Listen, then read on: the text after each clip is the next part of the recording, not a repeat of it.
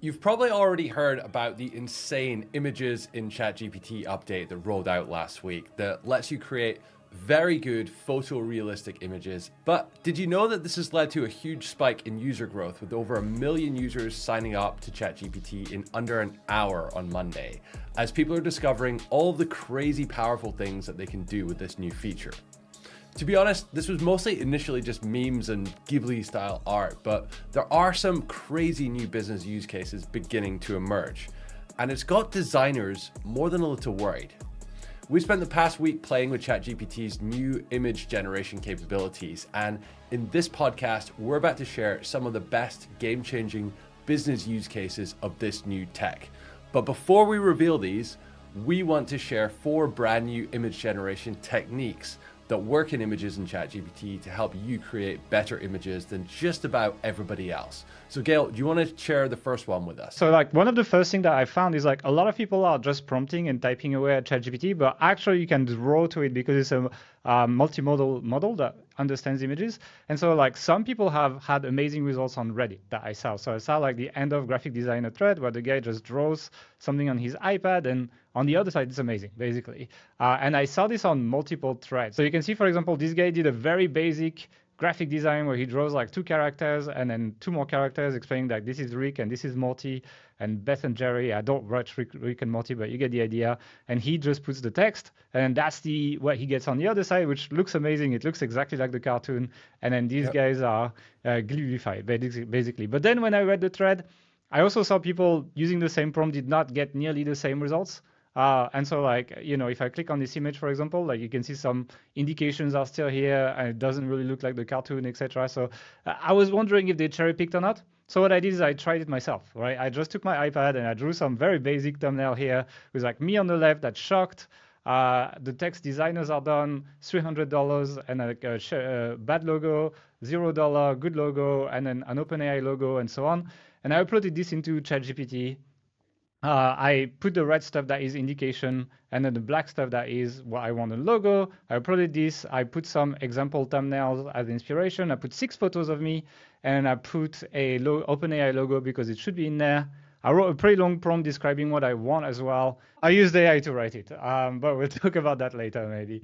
But anyway, that's what I got, which was like not perfect. Not like I could refine it later. We'll talk about that later, but like not perfect but still quite usable. I'd say it's still refinable. Recognizable as the image, which is something we haven't really seen from AI before when it's doing kind of human faces, right?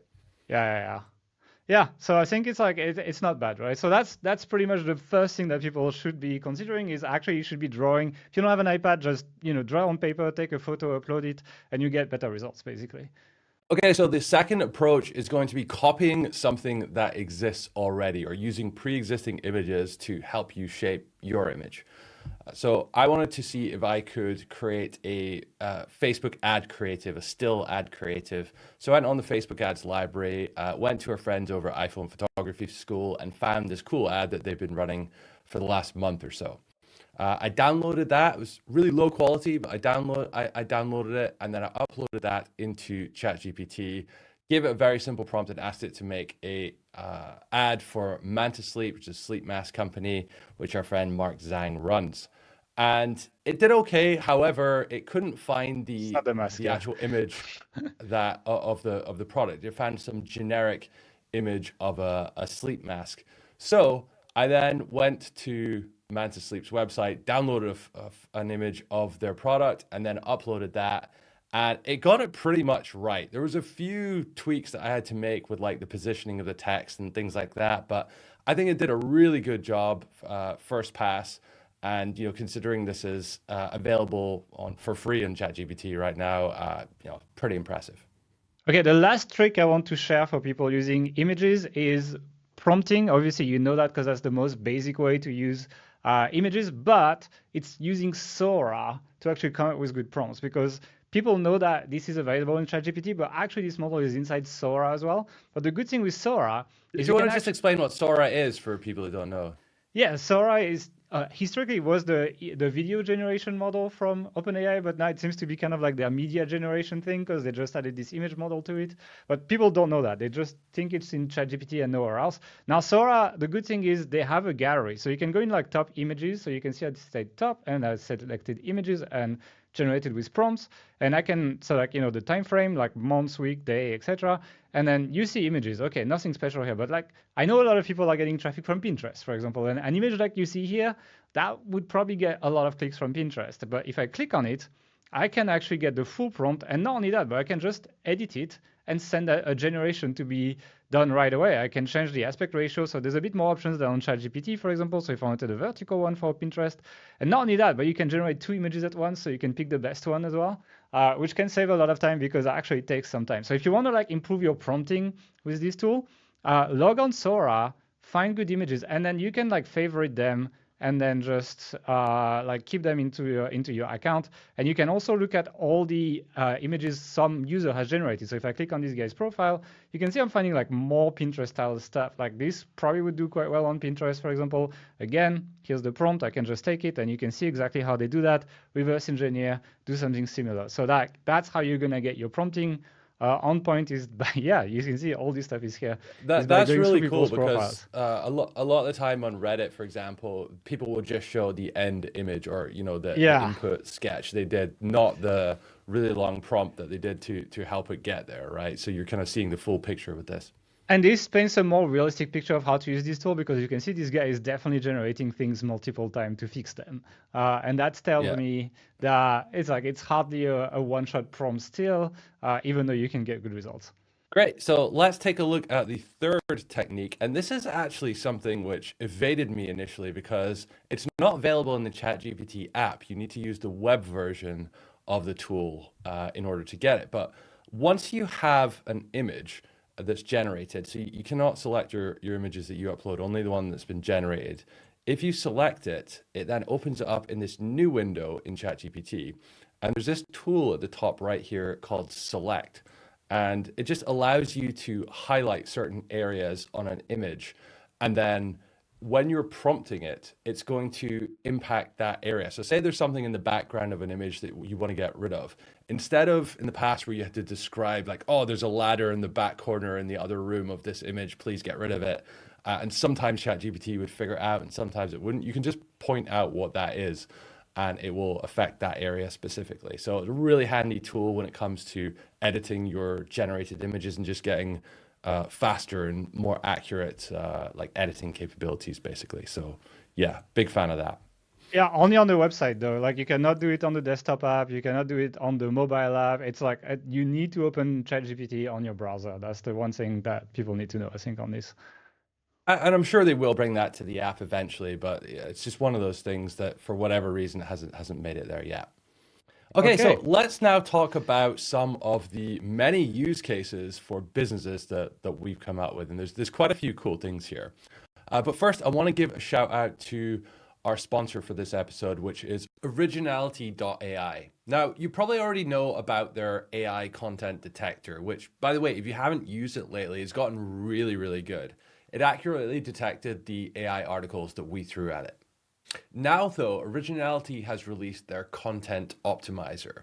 This uses a patented approach to predict if your content is likely to rank on Google. But instead of just telling you to add some keywords like other tools do, an approach which, let's face it, can be easily gamed and often leads to everyone having the same mediocre content, Originality.ai digs deeper. Their AI analyzes what really makes content rank well, giving you qualitative suggestions for genuine improvements to your whole article.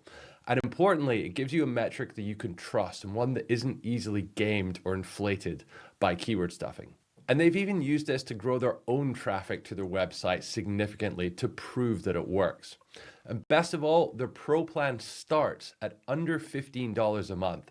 So it's well worth trying out. Check out the smarter way to optimize at originality.ai. And now back to the podcast. Okay, so Gil, you want to take the first one? I believe we're going to talk about thumbnails and featured images. Yeah, so I mean, I started talking about thumbnail like in the intro, but I think there's a little bit more to say on thumbnails. I mean, I have more examples to show you that I kind of compiled as well to make this interesting. So the first one is like people who don't like drawing. Some people actually have just been that make like, very bad photo montage, like, on Paint, basically, like putting like a photo of them, a barbecue on the left, a barbecue on the right, and then old, new, etc. And you see the result they got on the other side, like things like, the ashes on the face and the fire as well, the fire effect, etc. Like it can be quite good for that. One kind of like cave hit of like this of creating thumbnails with this is actually does not output 16 by 9. It outputs 3 by 2 aspect ratio, and you can't really affect that. And so you need to kind of like crop them a little bit for them to work well. So that's a little bit annoying. But other than that, like I also found a case study of a guy that essentially managed to revive a YouTube video that, after 2 days was kind of flatlining. And he uploaded a new thumbnail made by ChatGPT, and he managed to get like a lot more growth. Like his video basically failed. Like he was at like, 300-400 views after 2 days. And then now he's like up to like 2.4K, which is like not incredible amount of views, but for a small channel, it's amazing. And what he did is he just basically took like an image that he did that's very simple, like he wrote like MCP next gold rush, and then AI kind of like made a better version of this. And what's quite interesting is in the thumbnail he used like the Leonardo DiCaprio Great Gatsby image, and it did it like good enough that you would recognize that what this image is, and you could use this on the thumbnail. So overall, like very very powerful tool to actually get you results, and you can see people are getting results with this already. I think it's actually gonna level up the like you're gonna just need to make better thumbnails now because everyone will have access to this, and that's going to be a problem. Like this is the one I did. You can see some variations of the thumbnails I've done, by the way, and this one was also very good, I think, except for like the flower thing was a bit like random, but I think overall it's very good. Uh, you can see another Does this version mean here. that like big creators are gonna struggle against small creators if they can make just as Yeah, good thumbnails? Because that was a real big advantage that, the Mr. Beast of this world had. They and you could can just see I spend so prepared much money something on here. a good thumbnail. Yeah. Yeah, you can see, for example, some guy took a Mr. Beast thumbnail with like this shark thing that like would be very hard to do otherwise. Like it would be like he probably paid a lot of money for some guy to make like a 3D version of this or something to have exactly the thing. And then he was just like, oh, give me the shark on the transparent PNG so I can use it on my thumbnail. And bam, just ChatGPT gave like a very, very good So version of that that that's shark. actually something that's quite new because I believe none of the AI image models before really handled transparent layers particularly well. Like Yeah. this is something which is baked in to the ChatGPT images in ChatGPT, and it's like it's solid. Yeah, and that's the thing. It's like it's more likely for me to like if you want to do a really really good thumbnail, you're more likely to do this of be like, oh, just give me this element from this element from this image, then import them in like Canva or something like this, and kind of like be able to reposition things. Because one thing that is a little bit frustrating is like if you want to edit an image, you need to basically regenerate the whole thing.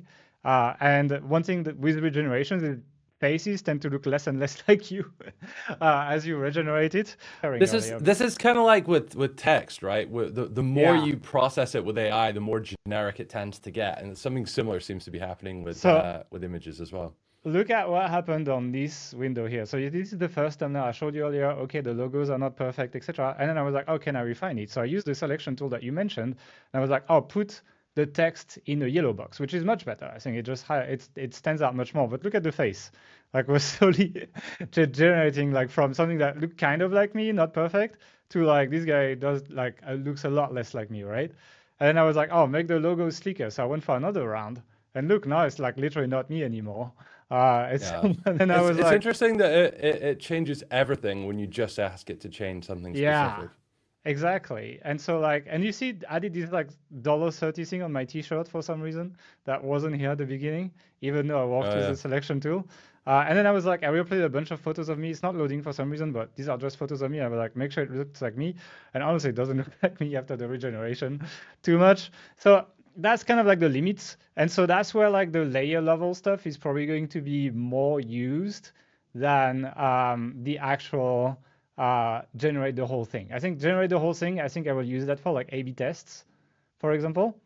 And then I might use the layer thing like on the MrBeast thing here for generating maybe what I would call the main thumbnail, the one that I think will win, because that's just much better. And I can imagine that's why people are like, oh, Canva is dead or something. I don't think it is. I think what we need now to really level this up more is a model that generates layered images where each item can be, clicked on, moved, edited, etc. And it puts the composition together. So that's I think where we're going. I mean, if anything, Canva is likely to incorporate this technology Use the into API. Canva Exactly. quite soon. Yeah. I think we'll get something like reasoning models. So you know how like reasoning models just think about it before? Like probably you get a reasoning model that thinks about the whole composition, then breaks it down into items, then generate each item, then puts the image together with the different layers. And then you'll get like some kind of Canva template, AI generated, but you can change one thing and not change the rest. For example, you could re-click just on my face and Yeah. be like, regenerate this. And then the model would not touch the other layers, and that would prevent the degeneration that we saw. So it's very good.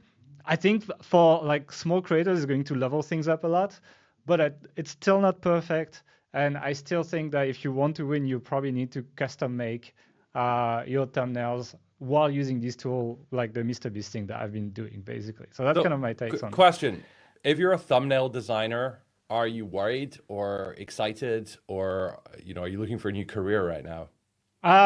I mean, look, if right now I still think the big creators are going to use thumbnail designers. First of all, for the concepts, like AI is not always good at coming up with the concept. And I think if you're like an idea guy for the thumbnails, then you still be around. I think for small creators, like, yeah, you would, if you're like a thumbnail creator for a small business, you'll probably lose business to ChatGPT here because it's like, it competes with the low end. But yeah, it's like until there's a model that does layered generation, I don't see myself like fully relying on these for thumbnails. But who knows? Maybe it will get even better and then not kind of like degenerate as you make edits, basically. Yeah. I think it's probably going to be similar to how ChatGPT affected writers. Yeah. So like the lower end, cheaper writers, they all basically disappeared straight away because ChatGPT was as good as it when it first came out or very early on. But then it took maybe a year or two before most other content writers started to get sucked up into that. So I think there's some time, but it's clearly going to go that way. Yeah, and if you look at where we're at now as writers, it's like I would say 90% of writers are irrelevant because AI writes so well. Like the Yeah. only value in writing now is the original research. And to be frank, if you're doing that original research, you're better off putting it in a video and just have AI write some summary or something. People would probably enjoy it better. So unless you write for The Economist or something like that, like yeah, if the same thing happens, most I think designers are going to be in trouble. I think in larger companies though, it's still there's still a place for these people, right? It's smaller companies where you don't necessarily have your own designer, but you'd be hiring Yeah. someone else freelance, so maybe you just do it yourself. But the manager of Coca-Cola is not going to be figuring out thumbnails, right? Exactly. There's other people to do that. You have someone operating the tool, basically. Like, yeah, but the qualification for the job might be different. Like, Yeah. idea people will be more rewarded by this, and technical people will be more penalized for this because you will need to be able to make this realistic shark thing At the anymore, lower and end, so at on. least, I think there's still a place for like, chief designers and people to interpret different design elements for humans. I think that's still going to be around for decades. Yeah, yeah, for big corporates, I think. Okay, so let's move on to the next one, where I want to talk about creating ads. And you saw what it could do when I uploaded some basic images and just gave it some direction. One thing that's got me really excited about this, though, is, well, actually, first of all, I think the text placement and text generation of Yeah. this is next level. It was the one thing that was almost like a giveaway before with AI is like it just wasn't very good at placing text on images, or it would say the wrong thing, it would be weird, it just didn't work particularly well. I did have a slight problem, which a It junior happens. designer could make this issue and has made this issue with me before. So it kind of reminded me of like working with not so great designers from time to time. In that, if you see in this one here, I've got on this ad that it says 75% off, but the seven is kind of going over the top of the image and it's a similar color and it's not ideal. You could prompt So it then though. Yeah. I tried to prompt it the same way I would to a human.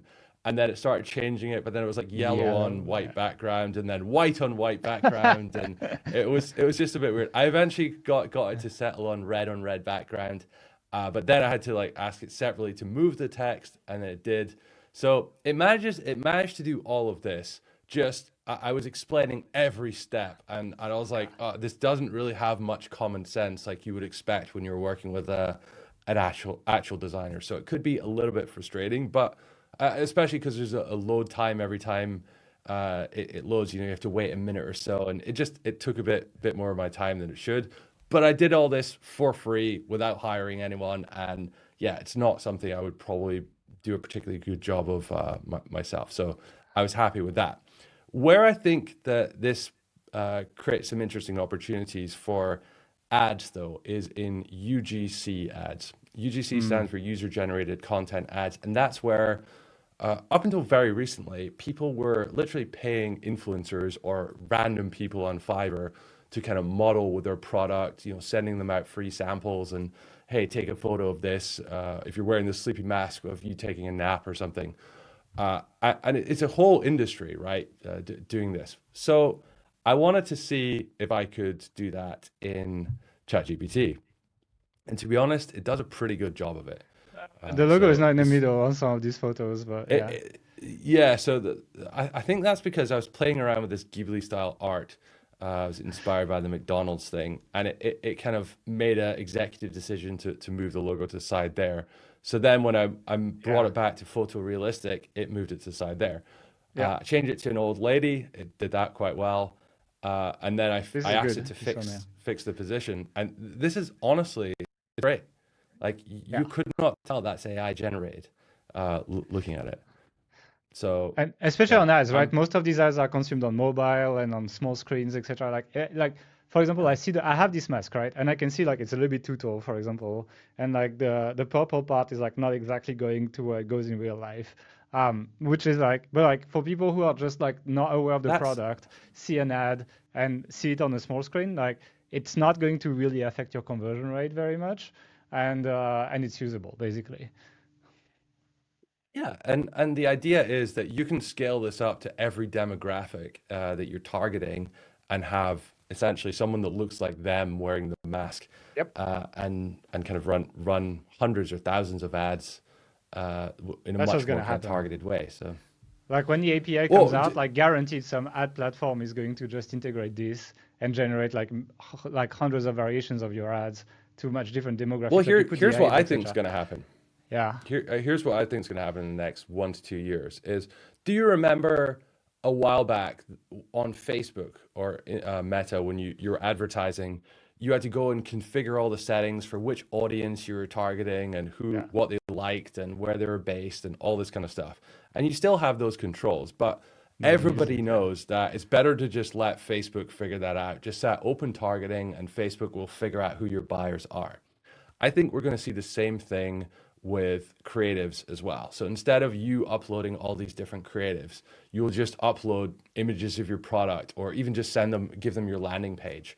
And it'll go and figure out which types of creatives it needs to make for which people. So you have almost like hyper personalized. I don't know if it Yep. would be down to the individual, but certainly down to like very small groupings of people or small demographic levels, like targeted creative specifically for them. And I think that'll all be automated and that'll be done in Facebook ads pretty soon. They have to be working on that already. It's gonna take some time, I think, though. Facebook is kind of like falling behind on the AI race right now. Like, their open source models are got destroyed by DeepSeek, and they haven't released anything since. And the new DeepSeek's coming out soon, so it's like, yeah, they're a bit behind on their models now. So it could be like a year or two away because there's no way they're gonna pay OpenAI to generate images. Sure, sure. Yeah, I mean, even if it is a year or two away, like what Yeah, this means for the effectiveness of ads, like it's the great equalizer essentially. It's like what we were saying about thumbnails is like any small business owner in a few years' time you will be have able to to do it. run Yeah. like top pro level ads, on Facebook, the same as any big e-com company with a big ads team is able to do right now. Yeah, that's exciting actually. Like it's kind of like showing like, AI felt like it was taking away from small people for a while, but actually like this stuff I feel it's giving to the smaller creators mostly because they don't necessarily have access to like the super top premium stuff and that levels their stuff up. Whereas the people who are on top, it actually doesn't really level up anything that they were doing. So you're getting closer in terms of like gap and chances of getting rich basically. I actually like found some like creatives as well on Sora and on YouTube, so on sorry, on Sora and Reddit, sorry. And I'll show you some stuff that I collected. So for example, like this is like a small like avocado oil company, and like that, like you cut this for Facebook, like this looks quite good actually. This one was really cool as well, like a Nike ad, with like this is the girl from Final Fantasy VII basically. FIFA, yeah. Yeah, so I don't know if they would be allowed to use this, like if Nike would be able to use this, but like maybe a small e-com store that sells Nike shoes could use something like this. That would be really cool. This one I really liked, like a monster can taped to the wall like this banana, like modern art thing. I think that is a really really good ad. So And what's really interesting about that, right, is there's almost two elements to this. There's having the idea and being able to yeah, execute on the idea. And I think that we've seen that AI is very good at executing on the idea, but like you need to have that it's a good creative idea. spark to come up with that initially. And I'm not convinced that that was an AI that came up with the idea. It No, must be I like think it's a a human. human, right? I'm telling you, like Yeah. idea people are being empowered like crazy in this AI revolution right now. It's happening with code, it's happening with images, it's happening with even text and so on. Like, the newsletter I send every week, like I don't really write it. I write bullet points for each section with the ideas and the concepts, etc. AI does not come up with that. But the writing is done by AI and people seem to like it because the ideas are good and it's like it's helping them. And so like the same with everything now. It's like if you just have good ideas, your imagination is strong or whatever, uh, we're still better than AI in many cases for this. Like I feel like AI has a bit samey, boring ideas. But like I'll show you an Yeah. example where the AI came up with the idea actually. So look at this one. This guy uploaded. I think this is kind of like a I don't know a laptop thing or whatever. Like Oh, it's a Ridge wallet. It ah holds your credit ah cards. Yeah. yeah. And look at the output. Actually, it made like a cool cartoony ad. Like I could use this as the ad, like slim and stylish. And it's like it's like it holds Yeah, it's kind of like a the money. cheesy 80s, 90s style ad, It's but good. like done in a fun way. So yeah, it's good. Like so overall, I think it's like it can come up with decent stuff, but again, the angle is not very interesting. It's like this is well executed, but it doesn't shock. Like it's not as like interesting as this, for example. I feel like this hits into some kind of like a pop culture meme or something, and that would be an impactful ad. And it's like, oh, this drink is art, and it implies a lot of things that AI would not necessarily do with something like this. That's a little bit more basic, basically. But still, Yeah. you're gonna be able to scale up ad creatives like crazy and make variations of what's winning. I think like that's what the thing is. Like you run ads, you get like you run ads, have like 10 that fail and one that wins, and then you can make like hundreds of variations of the winner, and essentially test against like let the algorithm test and get faster optimization slash result with a lot less resources. And I think a lot of ad designers are gonna have less work, even though they'll probably come up with the original version. All right, let's jump on to the next one, which is going to be marketing graphics. Now, Alex Moji yesterday posted this pretty cool image slideshow thing, which is him as a Simpsons character explaining that if you've got no money and no shame, go out there and hustle, knock on doors, call people, email them, etc. And honestly, it looks pretty cool. This is something which would have taken, a few days for an illustrator not so long ago to come up with and execute well. Now, though, this is trivial inside ChatGPT. So I tried to do the same thing for me. What I did is I uploaded 7 images of me. The reason I uploaded 7 is because I want to have different face angles, so it kind of like captured all sides of my face quite well, and didn't have a skewed perspective on what I looked like. And then I asked it to make me into a Simpsons character. So it made kind of like 6 different Simpsons characters, which all looked a little bit different and sort of captured the essence of me. Like it's okay, but I don't know. I'm maybe not the best judge of that. Do any of these look like me, Go?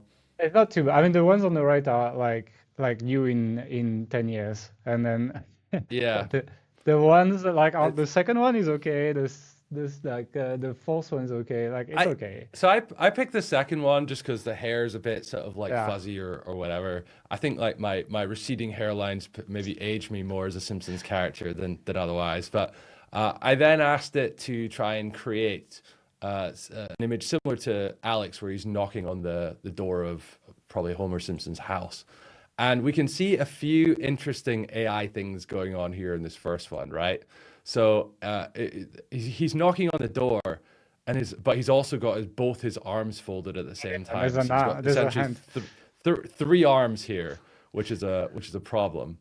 And there's also like a second house in here. So then I tried to fix that, and it did an okay job of doing that. Did it had to play around with it a few times. Eventually, I wanted to add an authority hacker T-shirt. The first time I did that, I wasn't able to do it. It said it violated our content It policies. happens, yeah.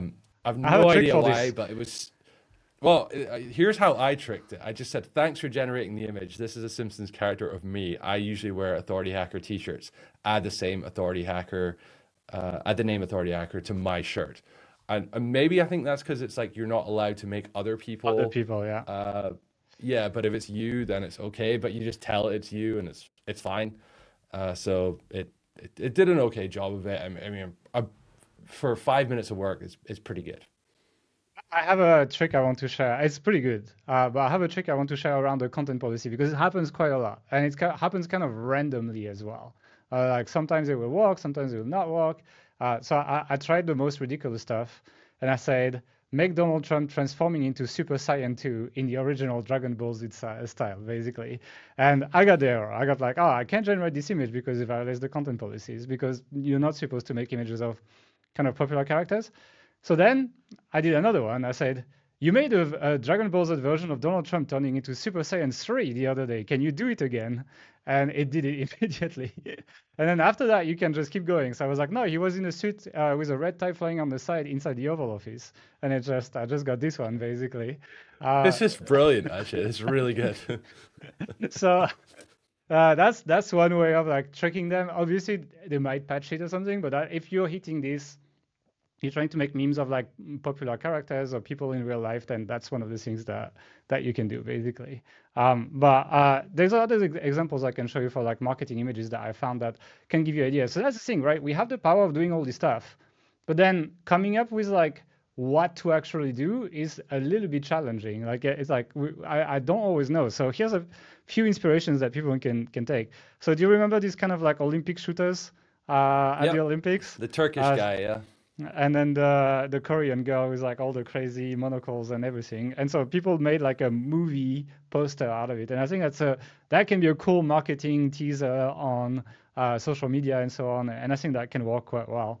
Another one that I found on Sora was like there was a Japanese Formula One Grand Prix, and they made like a beautiful kind of like Japanese art style poster that tells you when it's happening and so on. And again, Really cool, on yeah. social, yeah, on social media, that's amazing. Like or like on a newsletter or something like this on your website, I would totally use this. So Um, something that's quite interesting here is, and it's a problem we faced a lot with social media. It's like we'll make some content on some discovery or some information or some some tactic text, that yeah, we have, yeah, and then it's like, okay, well, we've made that content. Let's do something else. But everyone on social media tells you like you need to repeat your messages again. Like you know, everyone's paying attention. Put the same post out again and again. But I always feel kind of a bit bad about it, just repeating the same content. But using something like this, you can repeat the same content, but do it in different fun ways with new graphical perspectives. And so I think it's a good way to allow you to, repeat a lot of messages, but with visually with kind of something that looks different. yeah. It's like and overall, like it's quite easy to generate like good text, etc. But sometimes you don't really have any image to put with it. Like it's much easier to generate something that will look good, is semi-related to what you're saying, and just in general, like all social posts should have some kind of image at this point because is that easy to do. I Another feel like on LinkedIn now, no one's going to post just a text post anymore because it's so easy to make some kind of Yeah. image to go But along then with it people are now. gonna get tired of it. Like Yeah. eventually, like text only posts will win because of this. Anyway, Severance did like a VHS one. I thought that was a cool one. This gave me the idea. I didn't do it for April 1st, but I wanted to do a VHS video of the authority side system just to show how outdated it is now, and and just be like, hey, we just released the VHS of this. But like, yeah, that's a cool one as well. Like if you have any kind of video, something like that, like an old VHS as well, you can see it's quite used and so on. Very, very cool. I had this one as well, like the For Dummies kind of series, building an atomic bomb for dummies. This one probably, like, again, you can make something pretty funny here, but that gives you an idea of like the kind of stuff that I would share on social media and use this for. And I think that could do a good job. Again, it's a game of concept now. It's like you just need to think about it, because it's like not everyone would come up with the idea of like making a VHS, making a dummies book, making some kind of like Japanese style or even a movie poster. And so I'm going to be building some kind of swipe file on Notion, probably with like a bunch of these ideas, so that when I don't know what to do, I just go and open that gallery, and it gives me ideas, potentially capturing the prompts on Sora as well, so that I can just reuse it, because I think that's most of the work now. That's like it's just that good, this image model.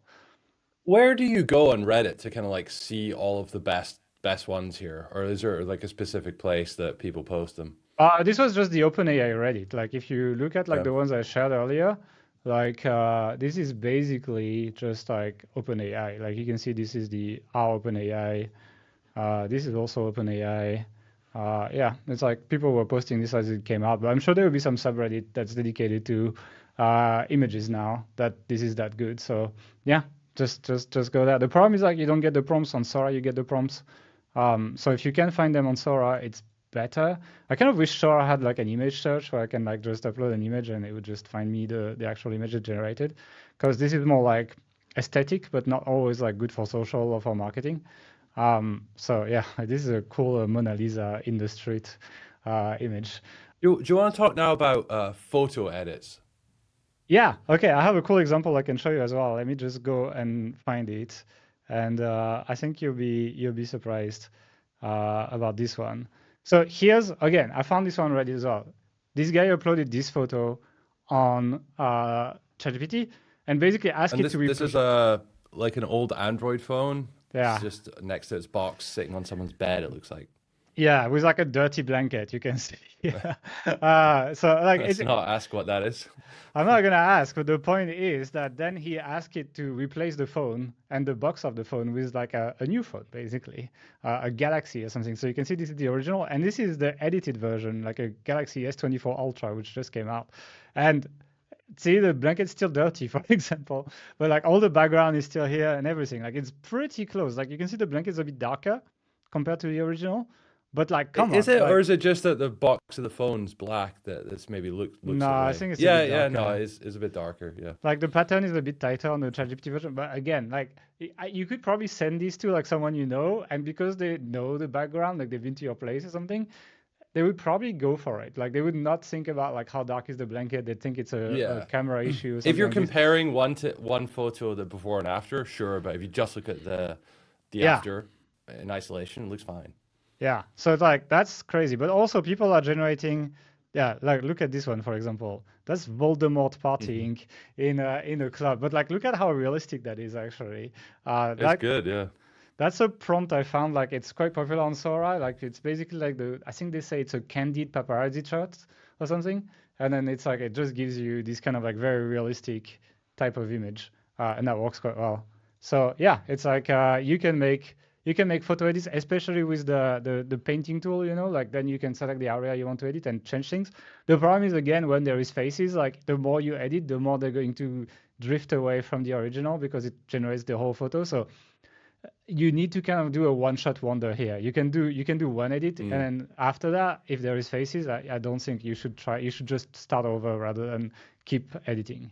So are there any like interesting business use cases of these types of photos you can think besides social media graphics or You know what yeah, I know. I'll give you an example. I don't have the example open here, but the example is we have a bunch of photos that we use of ourselves on the website, etc. And on a bunch of them, you're wearing a fucking Hugo Boss t-shirt with a huge logo that I've spent so much time editing out every single time to make the photos look a little bit more neutral and focused on our brand rather than Hugo Boss.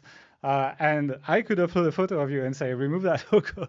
And it would probably do it quite well. And I wouldn't have to do it. So like, if you want to retouch some kind of like any kind of photo where there's something distracting on there, etc., then this, as long as you do a one shot, will do a quite good job, I think. You know what I'm thinking as well could be interesting. Have you seen conferences and things like that when they have all of the speakers on like one poster and Yeah. everyone's sort of sent in a different dimension, different perspective photos, and it all looks a bit kind of out of whack? Well, would it be good, do you think, at like pulling that all together into like almost presenting everyone as being in the I same would say room? no. I would say no No. because when there's that many faces, it's like the chances of getting all faces like close enough, Yeah. I say, are pretty low. So my guess is it's going to fail when you try to do that. So You, I don't think they you've will. had that problem like when you're trying to do things with both of our faces, that's just two Yeah, faces on the it same merges image. Like them it and tends to do a better job of one or the other. Or you tried to make a thumbnail and it gave me your yeah, eyes or your head or something like that. And it started to get a bit weird, it gets to be weird. honest. But yeah. And it's like the more you go, the weirder it gets. And so like you cannot really iterate too much on this, to the point where it's like I'm almost thinking that like for the thumbnails, for example, I might just generate the thumbnail, let the face go crazy, do the edits, etc., and then ask it to do a final generation, removing me or you or whoever, and then putting a real photo instead on Canva. That might be something I do because otherwise it's so difficult to iterate, and that shows that there's still progress to be made on these models. Like we're not there yet. It's so much better. It's a huge leap. But I think like 2 years from now, we'll look back at this and be like, oh, like it wasn't making layers, or like it was just generating pretty fast and it wasn't that good. So yeah, it's like when GPT 3.5 came out, we all thought it was it. Like that's it, we have AGI now. Now you look back at GPT 3.5 original ChatGPT and you're like, that's kind of shit actually. That was cute, you know. But it's a good point. Like this is the worst it's ever going to be, and it's already pretty groundbreaking. So when you see designers saying, "Oh, you know, it's not very good. It had a third arm in or whatever," like wait, give it 6 months, give it a year. Yeah, yeah. It will get there. Yeah, I think grandparents are done though. So like they will be fooled. Even my parents, to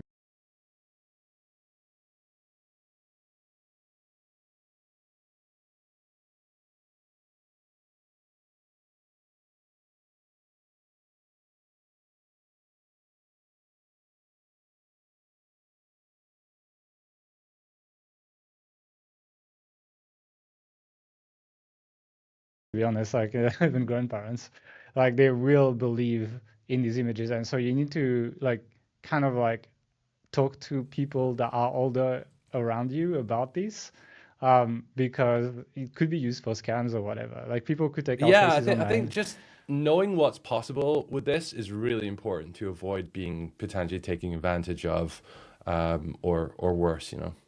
Yeah, so that's also something to consider. Um, Uh, let's talk about okay, more use cases. yeah, let's talk about infographics now. But first, I want Okay. to have a quick word from our second sponsor today, which is Bento. So, if you're frustrated with your email platform, maybe you're feeling the pinch from rising prices or clunky features, like we did with our previous email tool, that's why here at Authority Hacker, we have switched providers last year to Bento. And they're a refreshing indie alternative, fairly priced, focused on deliverability, and backed by an awesome community and team that's always ready to help you troubleshoot or get set up. And since switching to them, we've seen a huge improvement in email deliverability. And honestly, it's just much faster and easier to manage our campaigns now than it ever was before. They've built this tool from the ground up with the user in mind. It's fast, it's easy to use, and everything is exactly where you'd expect it to be. But one killer feature we love for hitting the inbox consistently is the option to automatically drip email broadcasts over 24 hours if you choose. And this significantly improves email deliverability in our experience. So if you want great support, fair pricing, and strong deliverability features from your email provider, check out bentonow.com. And thanks again to Bento for sponsoring this episode. Welcome back, Gil. Do you want to talk to us about infographics? Yeah, so it's like, I mean, let's start small. Let's start with like explainer graphics first. So explainer graphics would be like a simpler version of infographics. And so I've And done this some, is something which you might use on your website yeah. or as B-roll in a YouTube video, for example. Yeah, and so like there's a few things that are interesting, like explainer graphics, for example. Like this was like how to do the perfect golf swing. I didn't do everything, but I got ChatGPT to generate like a step-by-step guide, and I was like, okay, let's do step 1, step 2, step 3, etc. And the first thing that we'll notice here, like you can see I have these 3 graphics, is the character consistency is very good. So like, across images, I'm able to take the same character. And okay, maybe he changed side here. But other than that, like it's decent. And it's like, that's something that people have noticed with this new model as well, is that you can, if I use the same chat thread, I could essentially keep generating more images of the same character in different situations. And that allows you to, do these kind of like visual guides, for example, which is like, now that you can do this, like you have to do this because someone's going to do it and I'll rank you because the page will be better. Now, is it perfect? No, it's not perfect. So the first one was decent. You can see like firm grip. Okay, it's kind of pointing in the right place. Left hand on top. Yeah, good job. It's pointing at the right hand. So you can see that like it's like not too good. Like trail hand below overlapping. Okay, that's like, again, you probably want the arrow to actually point at the hand that's behind, not like right here. And back straight, I wouldn't call this my back, for example, on this graphic. Slightly bent knees, it points at the club. Toes pointing outwards was decent. So it's like you can see, it's like it's like if you don't pay too much attention, like I see a lot of people on Twitter, etc., that are like, oh, this is amazing, it replaces everything and so on. Like kind of, you can see the limits of the model in terms of understanding. I think if you upload, like I didn't draw for this one, right? I didn't draw anything. I think if you drew, you might get better results, and that's probably one of these where you might have to draw on a piece of paper. Same like, okay, shoulders aligned with feet, good enough. Club face, isn't the club face like, what, isn't this like the bottom or something? Like, I'm not sure, I don't play golf. Yeah, the club face is the bit you hit the ball with, I Yeah, believe. so it's pointing at the top of the club, not ideal. And okay, the arrow is missing, the arrow shape is missing here, whereas it's here. Yeah. Feet parallel, like why is it like a line between the club and the feet here? Like it should actually be here. So it's one of these things that like when you look at it initially, you're like, oh Yeah. wow, that's great. I can't believe AI did that. But then when you get into the detail, it's like, okay, well, this does need some tweaking, basically. Yeah, and so you can see like it, and a lot of people on Twitter are doing that. They're like, "Oh my God, look, we can do incredible infographics with this." It's like, this is not the first generation as well. I generated 2 or 3 times to get something semi-usable. And so like, yeah, if like a golf professional comes on this and actually reads it, they won't be impressed. Basically, they won't think this is good. They will. This is the new AI slop, I think. Like when we thought GPT 3.5 could write very well, I didn't, Then I tried to do like a bigger infographic and I got even worse results, right? So it's like, look at the size of his golf club here on the infographic. Oh, it's good. It's like a toothbrush or something. Yeah, I don't know, but it's pretty bad. Same like stance and posture, and I see some kind of like, I don't know what this graphic is. You could argue that the text, for the amount of text there is very good though. Like it does a good job Yeah. on the text. But that's pretty much it. It struggles to actually put like the right image, and you Like can see, I mean, tying the text to the image Yeah. is not always great. yeah. I And think look at there's this, work for to be done there. example. Like look at this face, for example. Like see when we zoom in, it just gets weird a little bit. Yeah. So it's like it's lacking definition. Like I mean, this is not great. So I don't think you can generate full infographics. I found some better stuff. But like again, if you look closely, like this looks beautiful, right? It's like creamy mushroom pasta, whatever, garlic clove, cream, parmesan, parsley, olive oil. That's okay. But like I put the spaghetti in the here, and then do I add cream or do I put it in the pan with the mushrooms? Like, you know what I mean? Like the infographic is a little like add cream and parmesan. So what I add cream and parmesan like inside the cooked spaghetti because like it links to this as well. Like with the water, without the water, how does it work? You can see it's like it's not amazing. It looks good. I think it will work on Pinterest, but it's pretty bad. And it's like Niche Site Lady shared one as well on Twitter where it's like it told people to put a toaster in a pan of hot water or something with the infographic. So I'd be a bit careful with what you read here. And I found this other one that was a bit better. So I looked for decent ones. These ones tend to be better when you just have essentially like you don't have arrows or a process, but you just have kind of like this stuff. But you can see, for example, the 3 here is quite misaligned. But overall, it's still a step up in terms of text. Like you can get away with like simple ones, and you'll find them on Sora, but it takes a lot of generations. I do think we need another model, like a one up, to actually be to a point where you can generate like actual good infographics. I would call this the new AI Question for stuff. you then. Yeah. Question for you. How fucked is Pinterest? Oh, I think they're cooked. I think it's like it's Okay. over. Like Why? because it's just gonna be like people are a bit stupid, and they will click on this, and they will actually like people will rank this stuff. Like it's gonna work. If you want to just get quick traffic from So, Pinterest, do this. It's so you gonna think work. we're gonna very soon be in a position where Pinterest is full of AI images and there's so much noise there that it's hard for real images to compete. Yeah, same with Facebook, for example. Like Facebook's full of AI Okay. images everywhere, and it's like I'm telling you, like I see this, but I would say 70% of people do not see this, including Yeah. people who do online marketing on Twitter, apparently, because the threshold for quality is so low, and people just like, oh, it looks beautiful, nice pasta, and then they just click on it, or they like it or whatever without actually looking at what it says. And I think that if users are not punishing it with lower engagement, this is gonna win. And like because you'll be able to scale it up, like these platforms are going to be drowned in AI images. And eventually the models will be better and it will actually make good images. But I think we're more likely to see the models get better than these get buried, you know? Yeah. Yeah. So that's where I'm at with this. I mean, this one maybe would not work, the golf one. I think it's a little bit too much. It was ambitious, but like even images like this, I think even if they're not perfect, like idiots will like it on Facebook for sure. That's the way I see it. So yeah, that's infographics. Not great, but probably good enough for engagement. Yeah. Apparently, there's an organization called C2PA. Have you heard of them? Coalition for Content Provenance and Authenticity. I only know So, C3PO. That's all. so OpenAI, Microsoft, Meta, all these big companies, Adobe and stuff, they're all signed up to this organization, and basically, it lets you track the origin of images. Yeah. So if you see, for example, an image of yourself, which has been AI edited or made in some compromising position or whatever, you can actually upload the image to this software and it'll track who on OpenAI or on Google or on Microsoft, wherever, made it. So there's maybe like a little bit of privacy issue there, but it will, there's some protections in place. I don't know how good it is and if it's like Can I just give you a going to hack catch them to all. like bypass this immediately? Okay. Take a screenshot of your image. All the metadata is gone, and they won't be able to track it back. Done.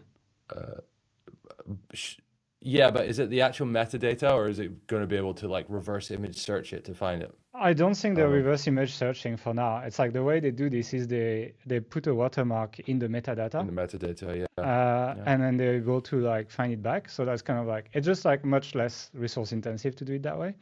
So like Yeah. yeah, all AI images have watermarks at this point. Like the companies can tell they generated it, even if there is nothing that shows on the image. They're even working on text watermarking, which I think is going to be more challenging, but through patterns it might be possible. But like if Mhm. that's metadata base, if you make a screenshot of the image, immediately this is gone. This is fixed basically. So someone's gonna make an N8N automation that takes screenshots of images generated and then auto posts, and it's going to be much more difficult. I mean, they will have to adapt around it, but it's going to be a cat and mouse game. Mm. But the way it's built now, yeah, it's you can bypass it quite easily, I think. Yeah, I also wanted to ask about rate limits or throughput Oh yeah, allowances for this because I saw Sam Altman tweeted this week, "Hey, is anyone selling 100,000 GPUs? We need more capacity, stat basically." yeah. I mean, it's like this is you said in intro, right? It's like this is the biggest growth that OpenAI has ever had since the launch of ChatGPT. I think they're a bit inflating the numbers. I mean, like 1 million in an hour is probably because people run out of like they rate limit and then they create more accounts to create more images or something. So let's see.